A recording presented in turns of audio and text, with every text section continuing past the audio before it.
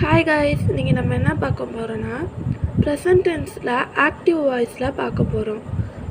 Active வாய்ஸ்னால் என்னென்னா செய்வினை அப்படின்னுவோம். ஒரு பொருள் டைரெக்டாக ஒரு விஷயத்தை செஞ்சால் அது செய்வினை. பாசிவ் வாய்ஸ்னால் செய்பாட்டு வினை அப்படின்னுவோம். அது இன்டைரக்டாக செய்கிறதுன்னு அர்த்தம். இப்போ திருவள்ளுவர் திருக்குறளை எழுதினார்ன்றது செய்வினை, ஆக்டிவ் வாய்ஸ். திருக்குறள் திருவள்ளுவரால் எழுதப்பட்டது அப்படின்னா அது பாசிவ் வாய்ஸ், செய்பாட்டு வினை. இப்போ ஆக்டிவ் வாய்ஸில் ப்ரெசன்ட் டென்ஸை பார்க்க போகிறோம். சிம்பிள் ப்ரெசன்ட் இது, ஓகேவா? I eat rice, he eats rice, she eats rice, it eats rice, you eat rice, we eat rice, they eat rice. இதுதான் ஆக்டிவ் வாய்ஸில் ப்ரெசன்ட் டென்ஸ். இப்போ இதே இது பாசிவ் வாய்ஸில் பார்ப்போமா?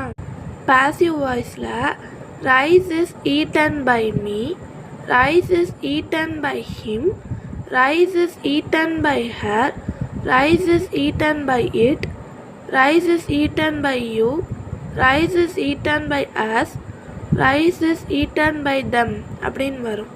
இப்போ உங்களுக்கு ஆக்டிவ் வாய்ஸுக்கும் பாசிவ் வாய்ஸுக்கும் இருக்கிற டிஃப்ரென்ஸ் புரிஞ்சிச்சுல?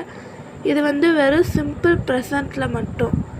நாளைக்கு இதே இது ப்ரெசண்ட் கண்டினியூஸில் ஆக்டிவ் வாய்ஸ்லேயும் பாசிவ் வாய்ஸ்லேயும் எப்படி பிரிக்கிறது அப்படின்னு பார்க்க போகிறோம். Thank you guys.